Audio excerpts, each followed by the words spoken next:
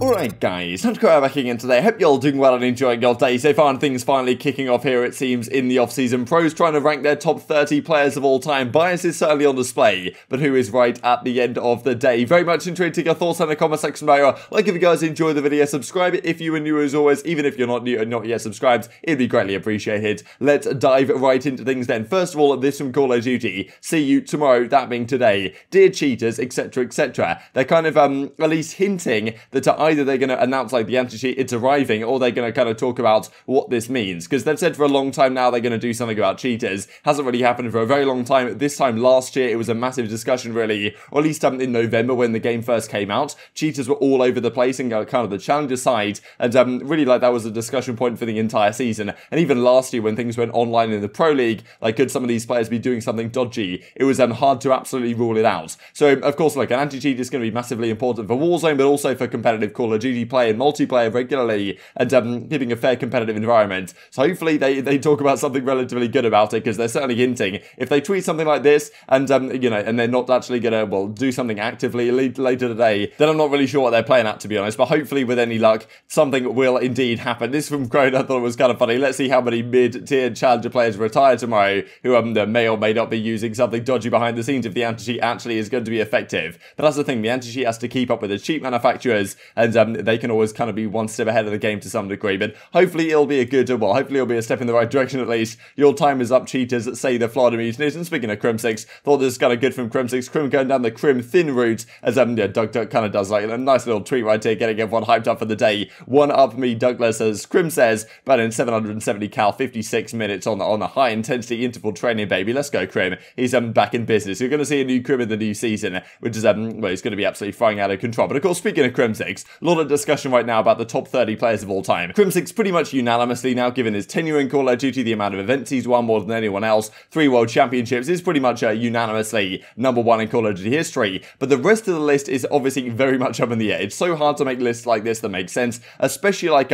even like 15 through 30. It's just so difficult to do. The top 15 though is where things can maybe be a little bit more clear cut. I think a lot of people would have relatively the same players up there, and you know, top 10 relatively for most people is probably going to be kind of similar. But it was certainly interesting what the flank tried to do yesterday. So they said, okay, Nameless, look, you gave it a good go. It was okay, but there was certainly some concerns we've talked about the last several days from some of the pros as well. And you know, we talked about what things could change and could improve. The flank was like, okay, we're going to do a much better job. We'll come in and kind of set the record straight. But I'm not necessarily sure they exactly did that, especially because Paddy P comes in. I thought this kind of funny because the flank tweeted this out a couple of days ago. This is one of the classic kind of Patrick Price images from you know, Call of Duty history, really, that I kind of forgot existed. But he came in and well, he certainly was tearing things up on the timeline last night. Not just on the timeline, but also on the flank itself, breaking down you know, where kind of the list was going to be flawed. This is Scrone comes on and points out what their list exactly is, and as you can see right here, this is how it is going. So this is the top 30 they come out with the flank. We'll look at the top 10 here in just a second. Is that kind of fully on screen? Yeah, it just is about. So first of all, the criteria they come up with, Black Ops 2 and on the Call of Duty Champs era. So effectively just, well, not even regarding pre-Black Ops 2, which I don't think is necessarily fair, because those players that played pre-Black Ops 2, like yeah, they all had their own trials and tribulations to go through, right? If you played in Black Ops 1, you were not making any money from it, really. You were at school, you were doing a job or whatever. Like the players in that era, like yes, it might not have been a more competitive era, you could say, like given the amount of players that were competing, but still, you were in the same boat as all the other players of that era, and therefore, like Aix comes in and says, look, that's why you should consider all these eras in a very similar boat, because yes, the competition might be higher nowadays,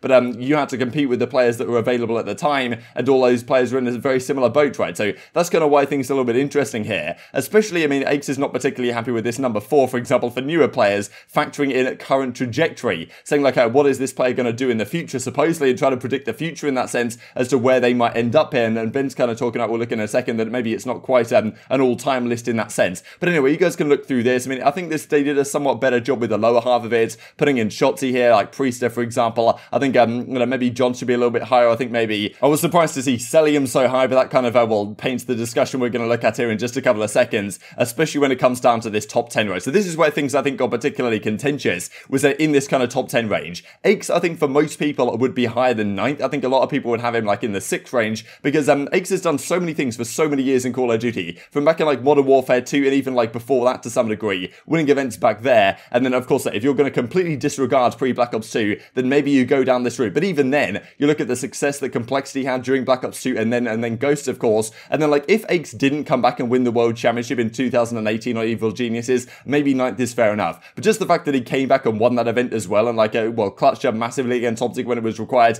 and did all these things over so many years, like and well, moved many different teams and scouting talents and playing with Scump back in the day and all this type of stuff. Like I think he definitely deserves to be higher than he is. But of course, that is where the discussion starts to come through right on the flank. So aBeZy comes on the flank, and well, I'll share a couple of minutes really here from aBeZy versus FaZe Ben, and kind of talking about the biases and exactly how things should be done if they wanted to do a better list, and where aBeZy thinks they've taken some wrong steps in this discussion. Well, ladies and gentlemen, I want us all to welcome the one and only a legend to the Call of Duty scene. Everybody welcome Patty P, a.k.a.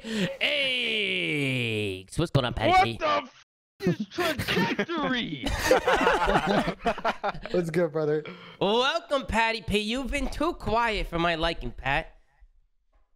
Trajectory, dog? Where the Modern Warfare 2, whatever, however you want to say it, you could say I'm top 2, whatever.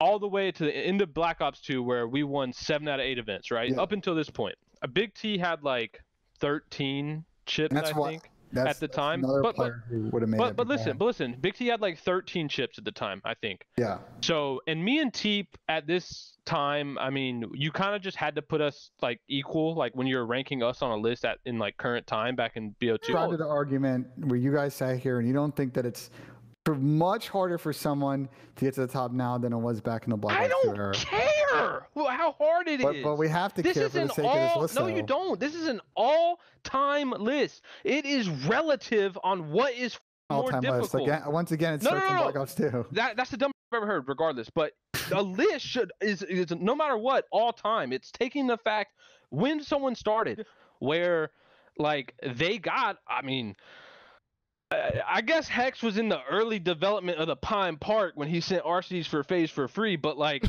Jesus, they got the perfect team right away. Like, bro, I wish I had to go through 4 months of Too Quick. Like, and shout out to my boy Aaron, but like, it just happens. Like, that didn't happen to them. They got the best team right away going into he got on Fear. And then he got on Fear, and then he won Raleigh, I think it was.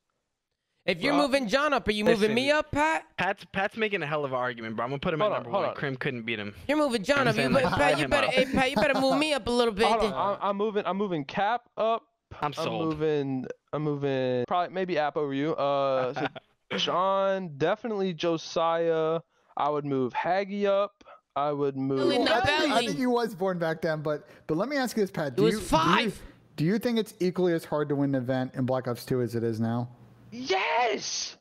It is hard to win an event no matter who you are and what era you're playing in. It is hard. I don't know if I agree with that. Also, nowadays you can win 3 matches and win an event.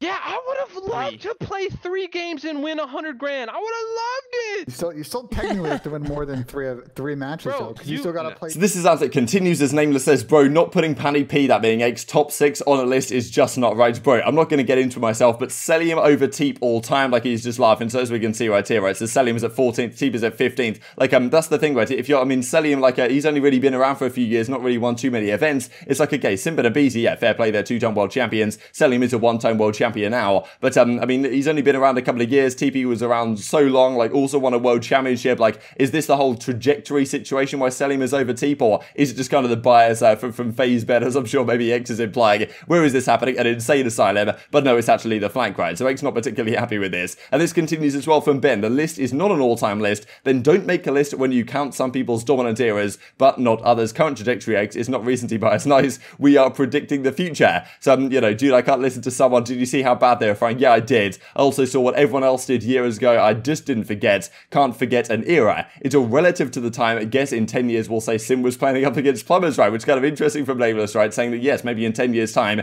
another player will come along and you can say, oh, it's a different era and it's so much more competitive in 10 years time than it is today. I don't really know. But yeah, I think certainly these OG players are on a similar line here, and it's certainly an interesting discussion to be had, because for me, yes, Simp and aBeZy have done great things, but like if you look at an all-time Call of Duty, which I thought that was the idea here, right, was we're doing top 30 all-time Call of Duty players, then like I think aBeZy still has to be higher than those guys, at least for now. Give it a couple of years, might not be the case anymore. But I don't really think you can just pass on like 8 or so, you know, almost a decade of Call of Duty history playing the game at a top level, winning many world championships, like compared to just a few years of competition, where, you know, as aBeZy is saying in that clip, right, it's not necessarily like it's easier or harder to win an event nowadays. Yes, you have to go through all the group play stuff, like especially this last season, but, you know, nowadays you win 3 events to win the entire thing. There's still plenty of discussion that FaZe actually have it very easy to win a load of events nowadays, especially even the online era of the last couple of years as well. Back in the day, yes, the competition might have been less, but it was proper LAN events, right, and it was also like, you know, you had to start from the same position that anyone else did in LAN. There was no easy tournament victories in that sense. So certainly I think aBeZy is making some fair points here. It is certainly an interesting discussion, and as Hitch says as well, Halo Pro player list put so much respect on Halo 1 and Halo 2 when actually it was the Halo, you know, it was the Halo Championship Series. They did their own like top 20 players of all time. COD top player lists forget any game before Black Ops 2 even happens, which I don't agree with them doing, right, but in that list it just straight up said, yeah, pre-Black Ops 2, we're not even going to think about it, which I don't necessarily think is the right idea. And as Clay says, you know, there's 2 years of COD 4, a year of Modern Warfare 2, all of Black Ops 1 and Modern Warfare 3 lands, and somehow none of it is even relevant. I wasn't even that notable in a couple of those years, but it makes no sense how none of those is even counted as Clayster right here. And I mean, it continues as well. This I thought was kind of funny from Nick Scott. He does his own like top 30 list, so, you know, he does a lot of graphic design stuff over at the FaZe Clan side, and he comes up with this list, which, you know, again, I don't think this is particularly good, but he still has Jacob a little bit higher than he was on the previous list, and I think certainly he deserves. I mean, it doesn't make any sense really that Simp and aBeZy, after yes, they're 2-time world champions, so is Jacob and aBeZy, but like their tenure in Call of Duty is so much shorter than Jacob and aBeZy. They're like, I don't know, I think Jacob and aBeZy have to be higher than Simp and aBeZy for now. Like that's at least how I would do it. But anyway, like he goes on, like, I think Slash is too low here at 18. Anyway, like, yeah, I don't really want to go into all these lists because it's easy to critique them. It's very difficult to make them, which I will say once again. But as Slash says to reply, at least you specified that it was awful, right? Because I'm sure he's not too happy being down here at 18th. You know, I don't know how you're only 18th says attach. I would have you all the way down there at 20th. So